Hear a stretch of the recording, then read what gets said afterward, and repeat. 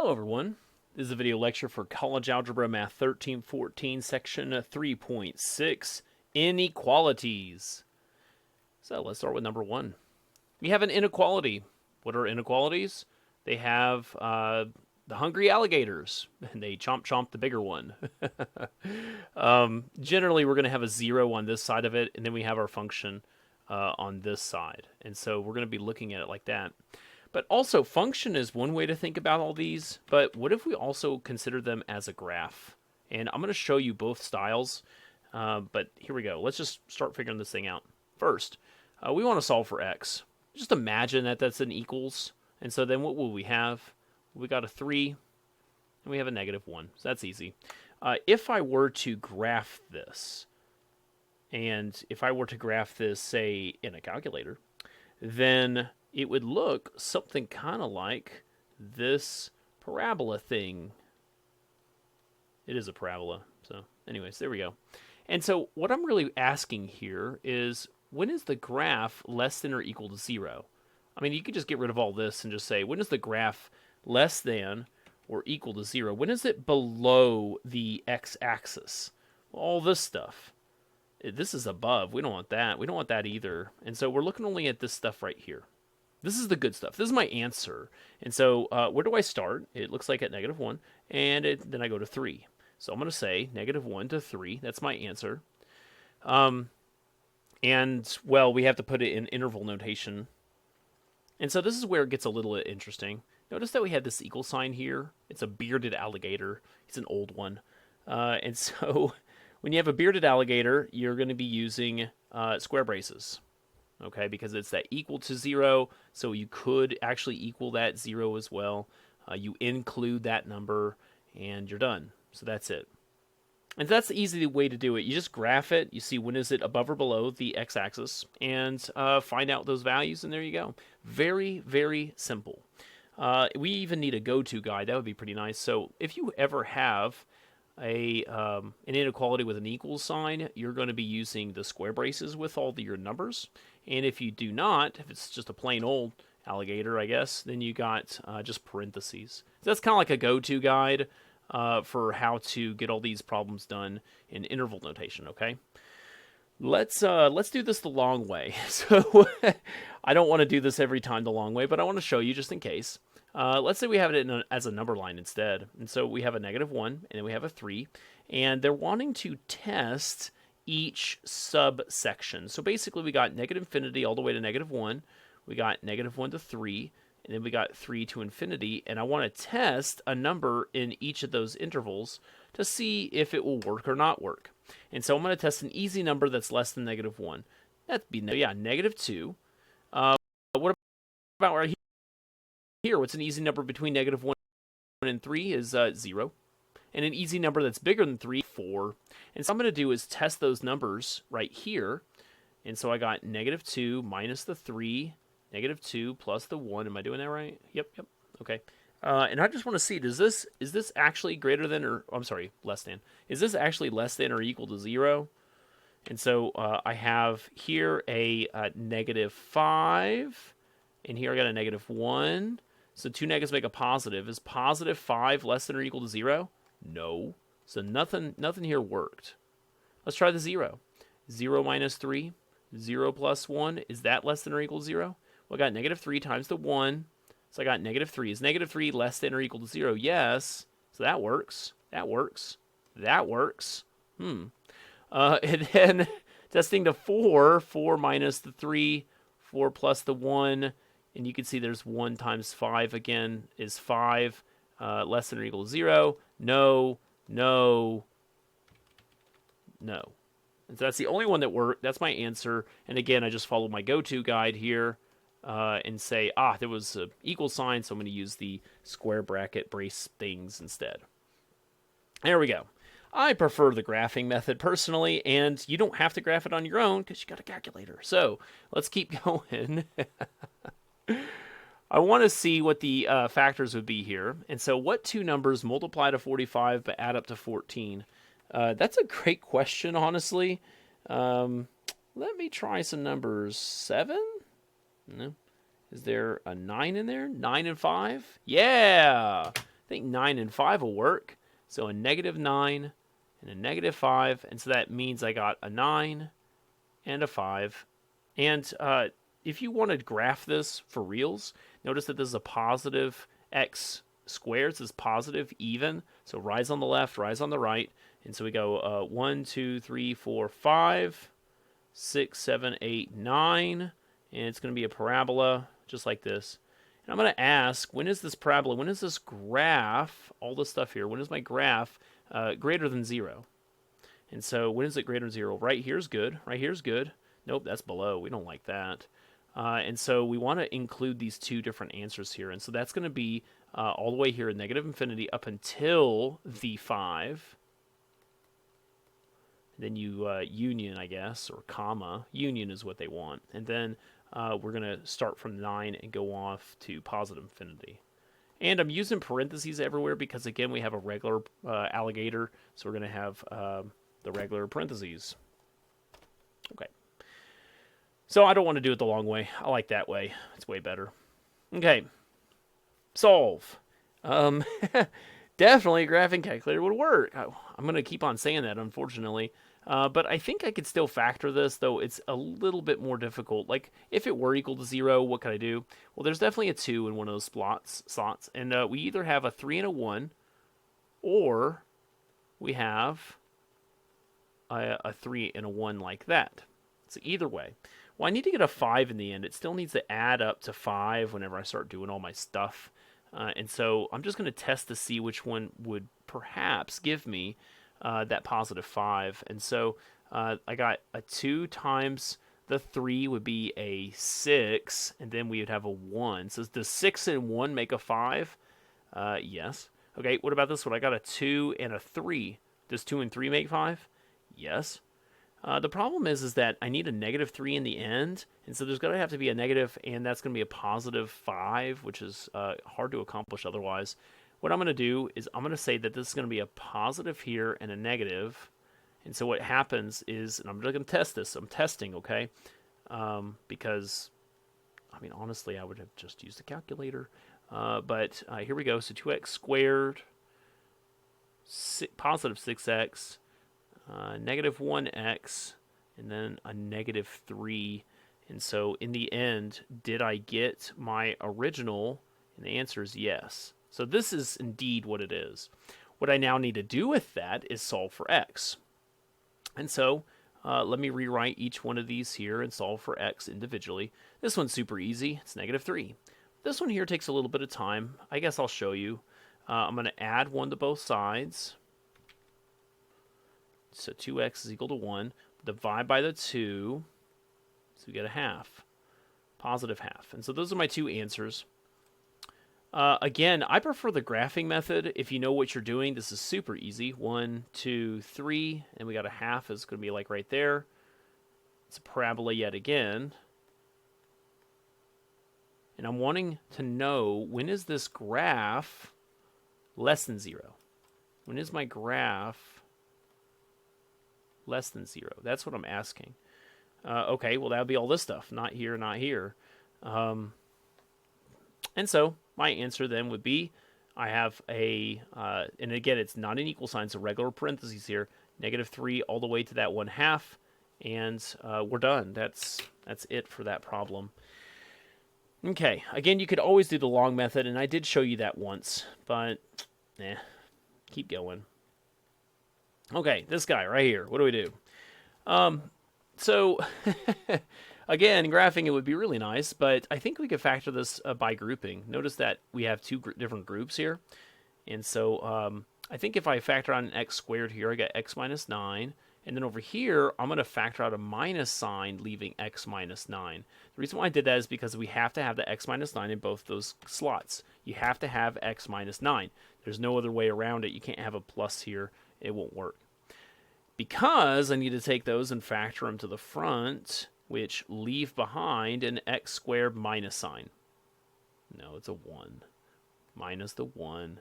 And I can actually factor that one down even a little bit more myself. That's a -1 plus 1, right? What two numbers multiply to 1, but here in the middle it's going to be a 0. So they all cancel, make a 0. Okay, So you could definitely set up your number line here, and this would be a -1, a +1, and then way over here is a +9. And you could test each number here and see which one works and which doesn't work. But in the end, the graph is going to look kind of like this anyways. And it comes over here at 9. So we got -1, we got +1, we got a 9. And you could do this graph by just looking here. Positive, odd. So it's going to fall left, rise, right. Every one of these has a multiplicity of 1, so therefore they're all going to cross. You can graph this by hand if you really wanted to. It's not anything unusual. So I'm still wondering, when is my graph going to be greater than or equal to 0? So that's all this stuff and this guy right here, not this and not that. And so my answer then, because again it has an equal sign, we're going to use the square braces. So -1 to 1, and then a union, and I'm going to go from 9 to infinity. Infinity never has a square brace. Infinity always has a parentheses. Cool. There you go. Before I move on to the next one, which I just kind of showed you, I want to tell you that I've only been doing half the problem. There's a second half. It's multiple choice. It says, hey, find the number line for what we're doing here. And so what you have is a number line basically like we have here or wherever, and they want you to pick the one that has square braces, and you fill it in, and some square braces here, and then another square brace here, and then you go on into infinity. It looks just like that. Pick that one. Just pick the one that looks like what your answer was. Let me demonstrate with a parentheses one. So here was my answer right there, right? And so here's my my multiple choice number line thing. I got a -3 and I got a 1/2. They won't hide it from you. It'll be very clear that it's a half. And so parentheses, parentheses, and then you fill in all the stuff that did work, and that's your answer. There you go. So click B essentially is what's going on. Okay. So now I told you. There you go. All right. So what I want to do here is I want to solve for x in both the top and the bottom. And they're both going to be important numbers for me. And so this is easy. We just don't often do it. I'm going to add x to both sides. And so you get x is equal to 7. And that's technically a 0. But again, that's just use it in the answer. All right. So what about this guy? The answer is x equals 9. That's a vertical asymptote. But again, it's just an important, I like it. We're going to use it in the answer. Now, how do I graph this thing? Exactly. So if you had a calculator, it would do it, and that would be awesome. I'm going to, I don't have one that I can show you, and I'm not going to just do it off the screen and say, oh, we'll see. It does not work like that. And so I'm going to do this the old way, and that's fine. So I'm going to pick a number that's less than 7, 0.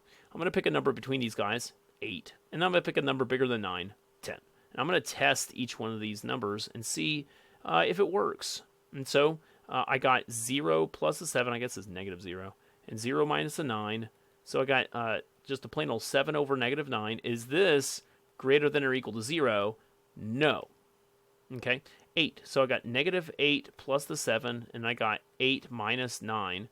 Ultimately, I'm ending up with a -1 over -1. Two negatives make a +1. Is that greater than or equal to 0? Yes, I like that. All right, 10. So I got -10 plus the 7. I got the 10 minus the 9. And so I got a -3, and I got a 1. And so is -3 greater than or equal to 0? And that would be a no.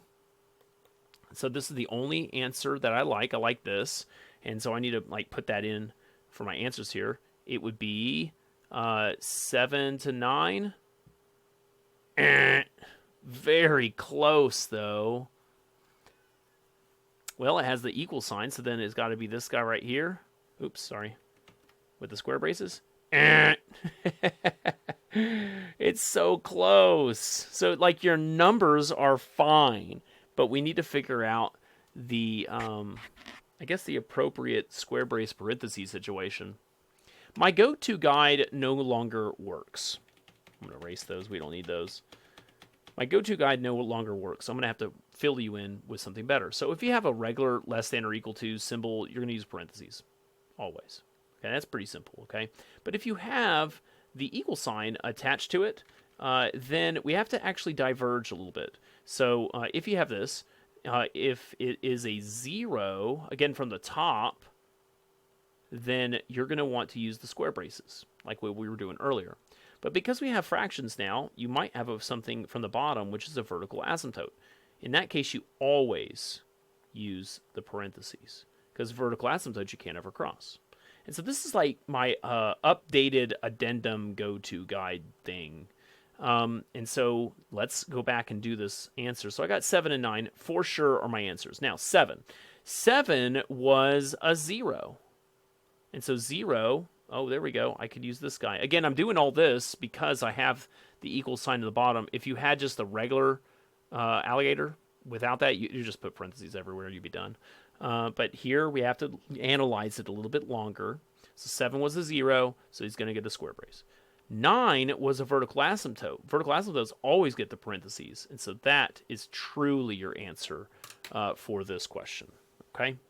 So there we go. We finally did it. And we got another one. So, do I have another one after that? I sure do. So this one here, it is not fun. Please use a calculator. Please use a calculator. And if you graphed it in the calculator, I'm just going to assume you're using a calculator, because otherwise it's just going to be silly. So you have something that looks kind of like this here. Okay, some kind of graph like that. Again, I'm not the perfect grapher, but it's close enough. And if you look at it right here, you have a 4, and that's pretty clear and obvious. That's a good thing. We like that. And here, you actually have to do a little bit of digging, but 7/5 is the answer for this. Now, your graphing calculator, Desmos.com, and all that stuff will give you that eventually. You have to kind of know how to use the program, though. So if you don't know how to do that, there are a couple options. The 4 is easy. We can use synthetic division with the 4 to be able to get another answer. You can also, of course, always do quadratic formula. Either way is fine. And so I'm just trying to find these zeros. So we got a 20, and then we got a -7, and that will, of course, make a -28 and zero it out. I knew that would happen, though. I saw that from the graph. My resulting answer is a 5x minus 7 still equal to 0 that I can now solve. And that is how you would get the 7/5. So there are definitely ways to get both of them pretty quickly. And you could do the quadratic formula or whatever you want to do, factoring if you're super awesome. But I recommend using a calculator. Now, these are important numbers. They're going to be part of my domain, but I still need to figure out what that was going to be. Well, yet again, the graph was a very good, helpful tool. Notice that this will keep going on forever. So that's negative infinity, and it's going to stop at the 7/5 is basically where I'm going to stop here. Here we go. I'm going to start doing it, negative infinity, up to the 7/5. I'm going to stop at the 7/5 for stop. And square root, square brace, that's a good start to what we're doing. But there just so happens to be another half of this problem. And so we're going to start back up at 4. So union, you go to 4.